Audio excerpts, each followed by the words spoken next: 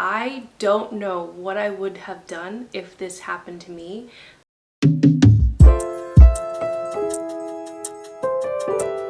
Hey everyone, welcome back to my channel. Today we're going to be reacting to a couple of natural hair TikTok videos.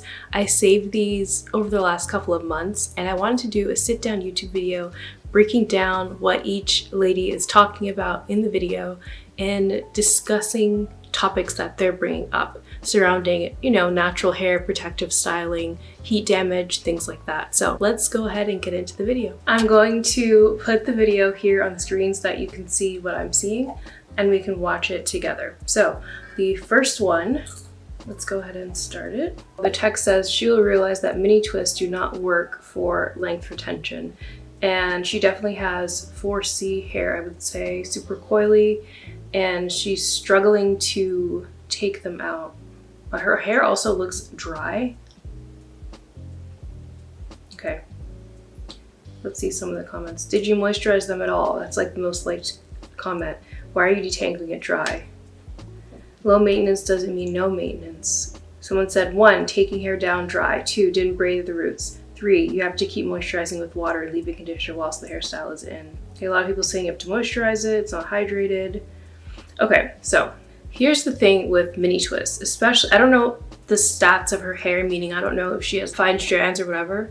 When I put in my mini twist, apart from the fact that I didn't like how it looked because it reminded me of starter locks, and that's just not the energy I want in my hair right now. It looked good the first week, let me say that. My mini twist looked nice and shiny the first week. After the first wash day, they just got frizzy and they did start to tangle at the roots. I did not braid the roots or do anything like that. I posted a video on my TikTok saying, what styles are you guys doing for protective styling for fine strands? And then I was saying, mini twists don't seem to be working for girls with fine strands because of the tangling. And a lot of people were agreeing and saying that they have fine strands and they don't do mini twists, they do like medium twists or mini braids at the most, or they do like medium braids, etc., etc. Number one issue is that she is taking down these twists with no moisture or slip in her hair. Whenever I'm detangling my hair, I use a pre-poo. Now, with that said, mini twists definitely are not the best long-term, actually, they're not a good long-term style at all if you have fine strands, just because of the tangling. One thing I realized when I did my trim last month, I examined the ends that I had to cut off, riddled with single strand knots. I had single strand knots on majority of the strands that were cut. And it taught me a lot of things. One of them being that my hair knots onto itself very easily. So any way to prevent tangles is good for fine strands. That's one video. Now, she did seem to be quite rough with her hair. I always would say to be gentle with our hair, especially if you have fine strands, but the detangling process, you gotta have a water and an oil on your strands at the very least. I love to use my African Pride pre-poo, but when I run out of that, I'm actually not gonna repurchase that. I am going to use an oil because it's a very similar effect. The pre-poo does give you more slip, but in the end, it's the same amount of shed hair that you're gonna get for either method of detangling. And I actually did test this out and it works the exact same. Actually, my strands felt more moisturized and soft going into wash day. So that's something to think about. Let's go to the next video. Okay, so this is like a whole conversation. The most protective hairstyles are the ones that aren't as aesthetically pleasing, and I fully feel that way about flat twists. I do not see people do flat twist styles often, and I don't think that it's because they're hard to do, because I think cornrows are way harder and I see people do more cornrow styles. I fully think it's all about aesthetics, because I personally think that flat twists are the most protective hairstyle that you can do. Reason I say that is because with flat twists, and you can do this with cornrows too, so cornrows, I think they kind of become less protective because of all the tension, but with cornrows and with flat twists, you can tuck away your ends. So I'm going to show y'all with this because So you can see the creator's name on the screen, so feel free to go ahead and watch the rest of the video. What do you guys think about that idea of flat twist not being aesthetically pleasing? I think Personally, I think it depends on your skill level, because flat twists can be the most aesthetically pleasing style, one of the most aesthetically pleasing styles. I'm not saying in the sense of slapping a bunch of gel on it and making it look super slick and tight. I'm just saying having the skill to do a proper flat twist. I think that maybe she doesn't have that skill yet. I don't even have that skill yet. I'm still practicing. I'm actually doing flat twists this weekend, because the thing about natural hair, this is a slight tangent. The thing about natural hair and doing natural hairstyles, just like with any skill, you have to practice. I can just sit here and say, oh, I don't know how to do flat twists don't look good. But am I actually practicing? Am I actually doing it in my own hair so that I can improve my skill, my technique, and eventually get to the point where they look more so professional? That comes down to parting, that comes down to how you're adding hair in. I do think it's interesting that she's saying that the flat twists are not aesthetically pleasing. I personally don't agree with that. I think that flat twists can look quite messy and bulky if they're not installed neatly, but I think that flat twists can be one of the prettiest protective styles. I do agree with her though about how flat twists are better than cornrows. I don't know if she has fine strands, but with fine strands, it's harder to get less tension with cornrows just because of the method of using 3 sections and attaching that hair to your scalp. With flat twists, you have a bit more leeway because you're only using 2 sections of hair, so you have a bit more freedom to do it a bit looser. Now, I'm sure the most skilled braider or someone from like West Africa doing cornrows has that ability to go a bit looser because they've been doing it since they were young. But for the average person, flat twists are a safer bet. Another thing I agree with is that when your hair gets longer, it's definitely easy to tuck your ends with this style. As of right now, like my hair is still short. I can't tuck my ends with flat twists really. Well, I guess I could. It's kind of getting down my neck, so I guess I could fold it and like pin it under, but it's definitely a style where you can do that. So yeah, you can go ahead and watch the rest of the video, but let me know your thoughts on that. Okay, let's go to the third video. Realizing that life as a Black woman is so hard. I need to let go of the ponytails, braiding my hair with gel, pretty much everything, because my hair is dead. And then she shows her hair, her perimeter, her edges are basically bald. It looks like she has a ton of heat damage, breakage, thinning, all of the above. Someone said, as a Black woman, I've never been on board with being Miss Keep Her Hair Done because of this reason. We've been conditioned into wearing our natural hair is a sign of being broke. I would say that is pure truth. As a hairstylist, I can say the best way to grow healthy hair is to leave it alone. We honestly do too much to our hair. It's not really hard. Y'all just need to leave y'all hair alone. So we get the idea. And this is an interesting conversation and topic as well. I posted a TikTok recently saying, why do we keep doing these styles that are so damaging? And a lot of people were offended by that statement, saying that I'm attacking Black women, that we can't do anything. But the core of what I was saying is that we should not feel like we have to always have our hair done. There are so many other ethnicities who do hardly anything to their hair. They're not wearing a hair texture that looks vastly different from their own. They're not constantly doing super high tension styles. There's a reason why Black women have the most traction alopecia. It's because of these slick back, tight, braided styles that we're constantly doing back to back to back to back to back. That is really the problem. I know other ethnicities have like their extensions and their like micro links and things like that. But the reality is that our styles just cause way more tension, especially the way that braiders are doing it nowadays with so much gel, just sucking the moisture out of our hair. Our hair is not prepped properly before going into these styles. It's like you're going from blow-dried hair to gel on it and then wondering why your hair is breaking. This is something that I will never understand, and I don't get how it's such a confounding idea. And it's like this otherworldly concept that maybe if we just leave our hair alone, it will flourish. And you can see from this woman's hair that she's admitting she's been doing these things back to back, and now her hair, she might have caused permanent damage to her hair, to her hairline, maybe even to the crown of her head. I don't know about you guys, but when I'm like 65, I want to have a full head of thick hair, of thick silver hair. Like, that's what I want. I think that it's important to start now, start taking care of our hair now. All of the styles can be done in moderation.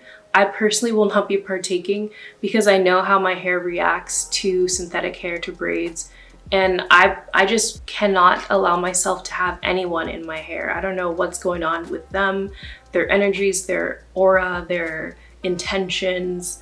I think that's actually really important. And so I know my intentions for myself and my hair are pure. I want my hair to flourish, for it to grow, for it to be healthy the way it's intended to be. So I'm just gonna stick with being a DIY girl.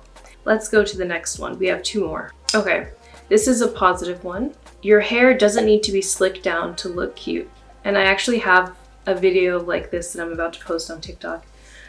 She has a beautiful thick head of hair. I don't see any gel in sight, no edge control. Her hair looks so healthy. Someone said, mind you, it actually looks way better. And then someone did say, sorry, I've been looking homeless, I can't. This is something that I was kind of doing with my second lock set. I did not slick down my edges nearly as much as I did with my first lock set. And I get slicking your edges. Like, for example, if I'm going out, I'll do a little baby hairs, but I'm not gonna care if they don't stay like that the whole day. You know what I mean? Like, it's not really a big deal for me personally because I love my natural hair texture. This is a very old twist out, by the way. Today's wash day, and I don't have any baby hair slicked down because it's not that important to me. But I think that she kind of speaks for what happens when you leave your hair alone. There's this thing where it's like you want your hair to look like a different curl pattern than it actually is. And I think that's definitely problematic. Now, of course, when you add products to your hair, you're going to define the curls. I don't see anything wrong with defining your own curls. They're your curls on your head. So there's nothing wrong with that. But I think this constant need to look sleek because you think it makes you look better or more clean or more respectable, that is a problem that's ingrained in so many women's brains. And it's just extremely problematic. And of course we know what it ties to, but when are those ties going to be broken? I think maybe because I had locks for so long, and having locks, it kind of brings you closer to your roots, to your natural hair. Starting this loose natural hair journey, I think, has brought me even closer to it because I can see my curl pattern every single day and it's not in a different form. And so because of that, I just wish that more Black women understood the power that we have once we embrace our own texture. Like, when I see someone out and about with like a big fro or just their natural hair, they instantly stick out to me. Does that happen to you? Anyway, I like that one. And also her hair length, her puff is just goals. Okay, the last one. This is something that you have probably seen already. It went very viral on TikTok, and I don't know what I would have done if this happened to me. Another reason why I have no intention of ever going to a salon to get my hair straightened. Let's watch the video. I honestly didn't think that I would ever have to make a video like this, but clearly something has happened to my hair and I have to address it. I have to talk about it. Y'all know I recently got a silk press from a professional celebrity hair salon, and I told the hairstylist, I haven't gotten a silk press in over a decade. It's been a really long time. I just want to make sure that my curls revert back. I trust you, all these things, but clearly my hair did not revert. I washed my hair 3 times actually. It still was like lifeless and limp, and the curls did not come back from like ear to ear, so basically like the half of my head. And it's just been such a frustrating experience because this has never happened to me before in all my years of being natural, of all my years of ever straightening my hair. I've never experienced this much heat damage. Here's what I think happened. During the wash process, there was a hot oil treatment used, and I don't think it was completely washed out because the hairstylist mentioned it halfway through the blow dry process that we have to go back to the bowl and wash my hair again because she thought that there was still some hot oil treatment residue left over. So once we went back to the bowl, she washed my hair again, and then we had to go through and blow dry my hair again. Also at this time, during the rinse, my shirt did get wet. So during the flat ironing process, she had to do another pass of the flat iron because my hair was reverting in the back because my shirt was wet. So I feel like it's evident in the damage that I have that like from where she stopped blow drying, the heat from the blow dryer and the oil might have like amplified the heat conduction. I'm not too sure, but also a smaller flat iron was used, and come to find out it's a very cheap flat iron that has no temperature control, reaches 450 degrees max, and is known to burn hair and cause damage, which is so Okay, I'm gonna stop this there. You guys can go ahead and watch that. Let me skip ahead so you can see her hair again. Her hair is completely damaged, especially at the bottom half. And